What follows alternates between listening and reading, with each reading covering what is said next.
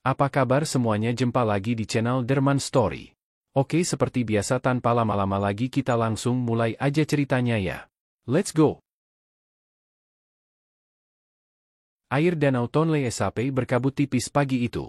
Seorang nelayan tua yang hendak menarik jaringnya di pinggir dermaga menjerit kaget saat melihat sesosok tubuh perempuan tergeletak di antara lumpur dan akar pohon bakau. Tubuhnya berlumuran darah, namun tak ada luka menganga yang benar-benar terbuka.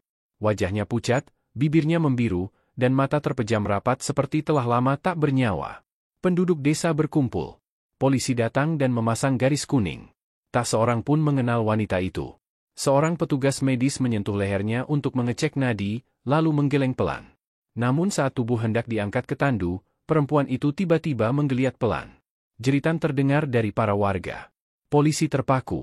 Petugas medis menjatuhkan sarung tangan plastiknya. Mata si wanita membuka perlahan. Tatapannya kosong. Bibirnya gemetar, lalu ia mengucapkan satu kalimat dengan suara nyaris tak terdengar. "Aku harus menyelesaikan misi ini." Beberapa jam kemudian, tubuh wanita itu dibawa ke sebuah rumah sakit milik pemerintah di Phnom Penh.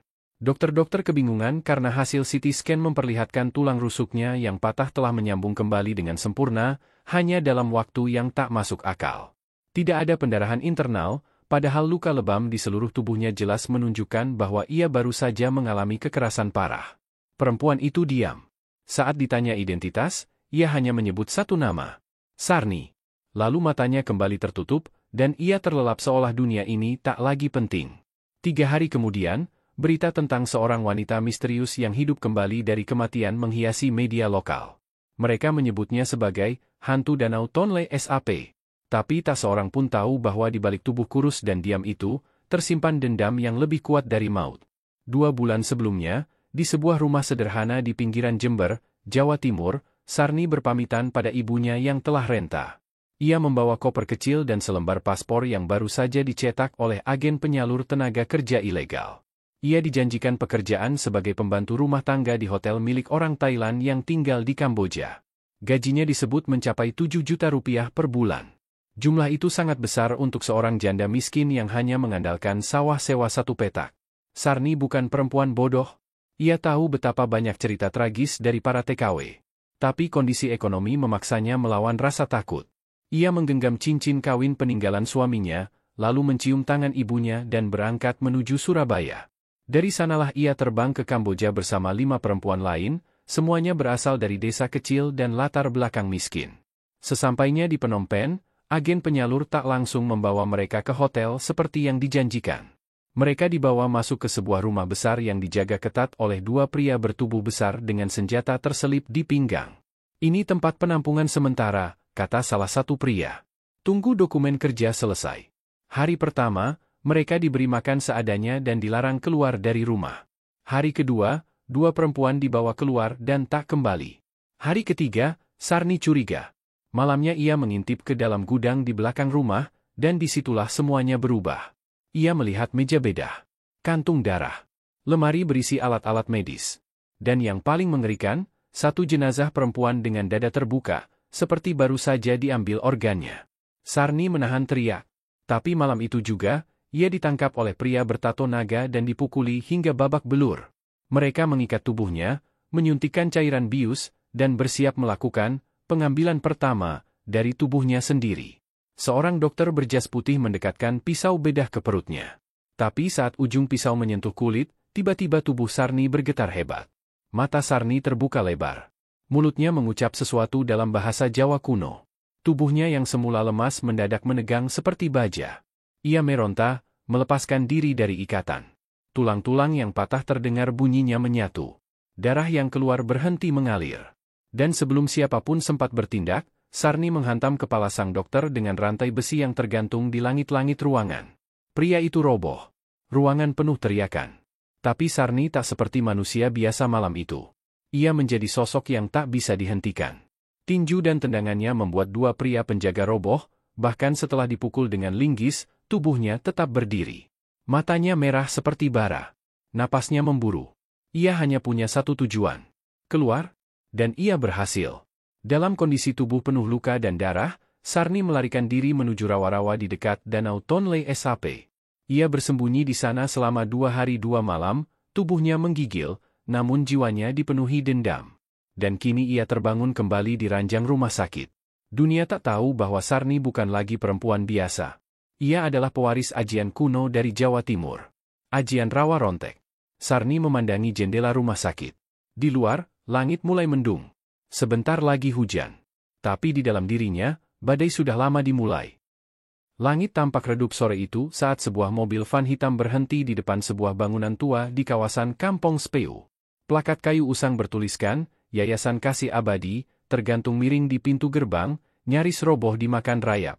Dari balik jendela berteralis, mata-mata mengintip, memperhatikan kedatangan van yang biasa membawa barang baru dari Indonesia, Vietnam, atau Laos. Di dalam mobil, Sarni duduk bersisian dengan 4 perempuan muda lainnya. Semuanya tampak gugup. Seorang dari mereka, bernama Mira, berbisik pelan, tempat ini aneh. Kenapa nggak langsung dibawa ke hotel? Sarni hanya diam. Sejak melihat wajah-wajah kasar para pria yang menjemput mereka di bandara, hatinya sudah dipenuhi firasat buruk. Pintu mobil dibuka. Seorang pria botak dengan bekas luka panjang di pelipis menyuruh mereka turun. Masuk. Tidak boleh bicara. Ucapannya dalam bahasa Melayu patah-patah. Mereka digiring melewati lorong sempit, melewati ruang tamu yang gelap dan penuh bau antiseptik. Di ujung lorong, sebuah ruang besi dikunci dari luar. Disinilah mereka ditempatkan. Tidak ada ranjang. Hanya kasur tipis dan ember kosong di pojokan. Udara lembab dan langit-langit berjamur membuat paru-paru terasa sesak. Malam pertama dilalui dengan was-was dan isak tangis yang tertahan. Pagi harinya, 2 orang perempuan bernama Rini dan Lastri dibawa keluar. Mereka tak kembali hingga malam tiba. Mira mulai menangis keras. Kita dijual. Ini bukan tempat kerja. Sarni mencoba menenangkannya, tapi hatinya sendiri mulai dicekam ketakutan. Tengah malam, Sarni tidak bisa tidur. Ia menguping suara langkah kaki di luar. Lalu suara gerendel terbuka. Seorang perempuan setengah tua masuk, membawa nampan berisi makanan basi dan sebotol air. Ia meletakkan semuanya tanpa bicara lalu pergi. Sarni bangkit. Ia menyentuh dinding, menyusuri celah-celah sempit. Ketika semua tertidur, ia mengendap ke pojok ruang dan mendekati kisi-kisi ventilasi. Dari sana, samar-samar terdengar suara logam beradu, suara jeritan pendek, dan bau darah. Keesokan paginya, Sarni pura-pura sakit agar bisa menghindari penjagaan. Namun seorang pria gempal masuk dan menariknya kasar keluar. Jangan main akal, teriaknya sambil menyeret Sarni ke ruangan di bawah tanah. Ruangan itu dingin, remang, dan bau amis. Seperti ruang penyimpanan mayat. Saat pintu terbuka, Sarni melihatnya, sebuah ruang operasi. Ada meja bedah, lampu sorot, dan seorang pria berjas putih sedang mencuci tangan. Di sampingnya, Rini terbaring dengan dada terbuka dan alat pernapasan masih terpasang di hidungnya. Matanya terbuka setengah, seperti sedang menyaksikan kematiannya sendiri. Sarni menjerit. Ia meronta, namun 2 pria bertato menahannya. Sang dokter mendekat, memeriksa tubuhnya. Yang ini sehat. Bisa mulai besok. Ia menoleh ke penjaga. Simpan dia di ruang persiapan. Sarni dibawa ke sebuah ruangan tanpa cahaya. Di sanalah ia diikat dengan sabuk logam.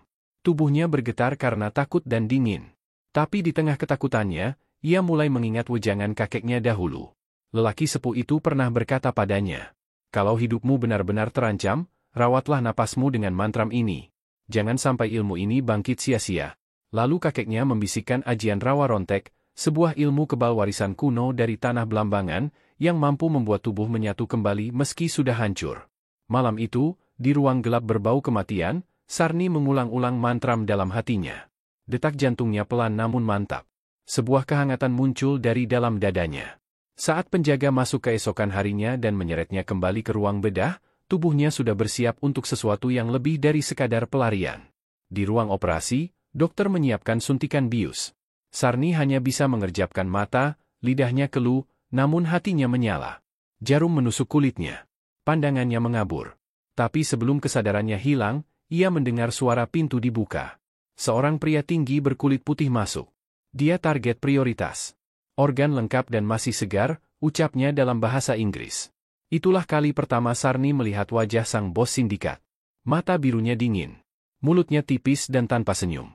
Lelaki itu mendekat, menyentuh dagu Sarni, lalu berkata, "You are perfect." Dan itulah saat semuanya meledak. Sarni menjerit. Tapi bukan jerit ketakutan, melainkan kemarahan. Tangan yang semula terikat mendadak menghentak kuat, memutus sabuk logam. Tulangnya berbunyi retak, namun segera menyatu. Darah mengalir dari lengan yang robek, lalu berhenti sendiri. Matanya merah. Wajahnya dingin. Ia bukan lagi Sarni yang takut. Ia telah berubah menjadi pemburu. Dengan rantai yang terlepas, ia menghantam kepala dokter hingga berdarah. Lampu bedah jatuh dan terbakar. Para penjaga berteriak. Pria bertato sempat mengacungkan senjata, tapi Sarni menerjangnya tanpa ragu. Peluru menembus bahunya, namun ia terus berjalan. Tak ada darah. Tak ada rasa sakit. Kamar operasi berubah menjadi neraka. 2 jam kemudian, seluruh rumah itu sepi. 3 penjaga tewas. Sang dokter lenyap tanpa suara. Pria bule itu selamat, namun sempat melihat Sarni keluar dari balik kobaran api dengan mata yang menyala seperti arang. Dan malam itu, Sarni menghilang ke dalam rawa. Di bawah tanah kota Phnom Penh, terdapat jaringan lorong rahasia yang tak tercatat dalam peta pemerintah. Dulu lorong-lorong ini digunakan saat perang saudara sebagai tempat persembunyian dan pelarian. Namun kini, sindikat perdagangan organ tubuh menggunakan terowongan itu untuk memindahkan korban dari satu tempat ke tempat lain tanpa jejak. Sarni berjalan sendirian dalam gelap. Tubuhnya penuh luka. Napasnya berat. Tapi ajian rawa rontek terus menjaga raganya. Setiap goresan yang baru saja menganga, kini perlahan menyatu kembali. Namun daya tahannya tidak tak terbatas. Sarni tahu, ia harus menyelesaikan semua ini sebelum kekuatan ilmunya benar-benar menguras jiwanya. Suara tetesan air dari dinding lorong menggema seperti detak waktu yang tak kenal ampun. Sarni menemukan tangga menuju gudang bawah tanah yang dilapisi besi tebal. Ia menempelkan telinganya. Sunyi. Tapi ia tahu, di balik pintu itu ada ruang pengontrol sindikat. Tempat para penjagal manusia menyimpan data dan mencatat pengiriman organ ke luar negeri. Dengan sekali dorongan kuat, engsel pintu berderit keras dan jebol. Suara itu membangunkan penjaga di dalam.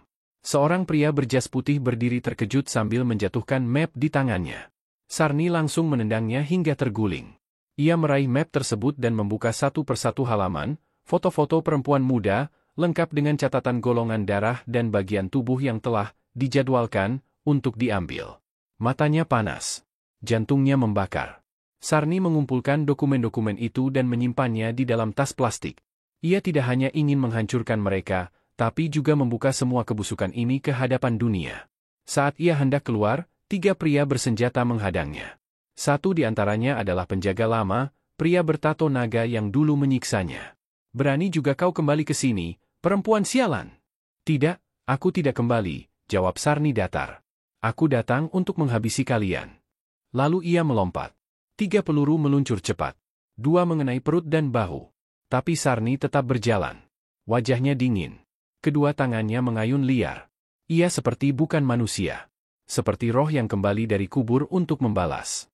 Ajian rawa rontek terus menambal luka-lukanya yang terbuka. Darah menetes, namun tak pernah habis.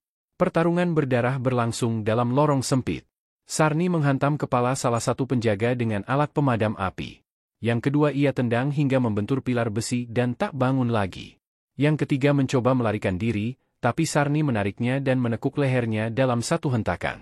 Beberapa jam kemudian, Sarni menyusup ke markas kantor pengiriman barang di pinggir pelabuhan.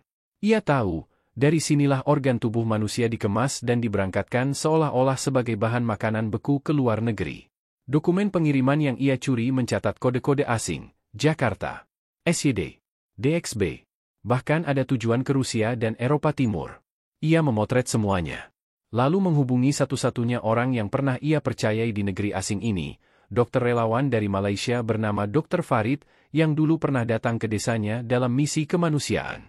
Mereka pernah saling tukar kabar, dan nomor itu masih disimpan Sarni hingga kini. Sarni mengirimkan semua data dan lokasi. "Ini waktunya," katanya pelan. "Jika aku tidak selamat, pastikan dunia tahu." Sore itu juga, aparat Kamboja bersama pihak kedutaan besar bergerak. Mereka menyerbu lokasi yang ditunjukkan Sarni. Namun para bos besar sindikat sudah menghilang. Yang tertangkap hanyalah anak buah dan beberapa dokumentasi mengerikan. Tapi itu cukup untuk membuka kasus besar yang selama ini ditutup rapat. Sarni duduk di tepian danau, menatap air yang tenang seolah tak pernah tahu darah pernah mengalir di sekitarnya. Di kejauhan, suara sirene ambulans dan polisi masih terdengar. Tapi ia tahu, misinya telah mencapai puncak. Ia tidak bisa kembali ke Indonesia dengan normal. Terlalu banyak luka, terlalu banyak darah yang menempel di masa lalu. Langkah kaki mendekat. Dokter Farid berdiri di sampingnya. Kami bisa bantu kau kembali pulang. Identitasmu akan dilindungi. Sarni tersenyum kecil. Roh-roh perempuan yang telah mati di tangan mereka belum tenang. Aku akan bertahan di sini sampai yang terakhir dari mereka ditangkap. Farid terdiam. Ia tahu, Sarni bukan hanya manusia biasa. Ia telah menjadi legenda hidup. Sosok yang bangkit dari kematian untuk membalas kematian yang lain. Langit mulai gelap. Hujan gerimis turun. Sarni berdiri perlahan dan melangkah kembali ke dalam kabut. Seminggu setelah penggerebekan besar-besaran, 2 nama besar dari sindikat organ tubuh muncul dalam daftar buronan Interpol. Salah satunya adalah pria bermata biru yang dulu menyentuh dagu Sarni dengan angkuh. Namanya Viktor Androva, warga negara Bulgaria, bos sindikat internasional yang beroperasi lewat Kamboja sebagai pusat transit. Viktor kini bersembunyi di villa mewah di pesisir Sihanoukville. Dikelilingi pengawal dan sistem keamanan digital. Ia tak tahu bahwa seseorang telah menunggu saat yang tepat untuk datang. Seseorang yang pernah ia anggap mati. Malam itu, hujan turun deras. Kilat menyambar langit. Di tengah badai, Sarni berjalan tanpa suara. Ia menyelinap lewat gorong-gorong tua yang terhubung ke dapur belakang villa. Setiap langkahnya sunyi namun pasti. Rambutnya terurai. Tubuhnya terluka. Tapi semangatnya menyala. 2 penjaga pertama ia lumpuhkan dengan pisau kecil yang diselipkan di tali pengikat pinggangnya. Yang ketiga mencoba memanggil bantuan, tapi Sarni membekap mulutnya dan menjatuhkannya dalam satu hantaman ke dinding. Ia masuk ke dalam ruang tamu. Aroma parfum mahal bercampur bau besi dan arang. Di atas tangga, Viktor berdiri sambil mengangkat pistol. Kau bukan manusia. Apa kau roh jahat? Sarni menatapnya tanpa ekspresi. Aku adalah hasil dari semua dosa yang kalian tanamkan. Viktor menembak. Sarni menangkisnya dengan baki logam. Peluru menembus bahunya, namun ia tetap berdiri. Lalu ia berlari ke arah Viktor. Pertarungan terakhir itu berlangsung cepat. Viktor memukul, menendang, menusuk. Tapi Sarni tak henti. Sampai akhirnya ia menjatuhkan pria itu ke lantai, menindihnya, dan menekan kepalanya ke ubin dingin. Ini untuk Rini, Lastri, dan semua perempuan yang kalian potong tubuhnya seolah-olah mereka bukan manusia. Sarni menusukkan pisau ke jantung Viktor. Senyap, hanya suara hujan. Pagi harinya, polisi datang dan menemukan villa terbakar habis. Di antara puing, ada jasad pria asing. Tapi tidak ada tanda-tanda Sarni. Ia menghilang. Namun cerita tentang wanita yang tak bisa mati dan membalas dengan kekuatan ilmu warisan tanah leluhurnya, menyebar ke seluruh negeri. Mereka memanggilnya dengan berbagai nama. Sarni Rontek, sang penjaga arwah. Setiap kejahatan yang dilakukan terhadap yang lemah, pasti akan mendapat balasan dari jalan yang tidak disangka-sangka. Jangan pernah meremehkan kekuatan doa dan keberanian perempuan yang dipaksa bertahan hidup. Dan janganlah kamu menyangka bahwa Allah lengah dari apa yang diperbuat oleh orang-orang yang zalim. Yuran Surat Ibrahim 42. Terima kasih telah mendengarkan cerita ini sampai akhir. Semoga video ini bermanfaat bagi kita semua untuk selalu waspada dalam merantau. Karena jangankan di luar negeri, bahkan di dalam negeri kita sendiri pun kita harus selalu waspada.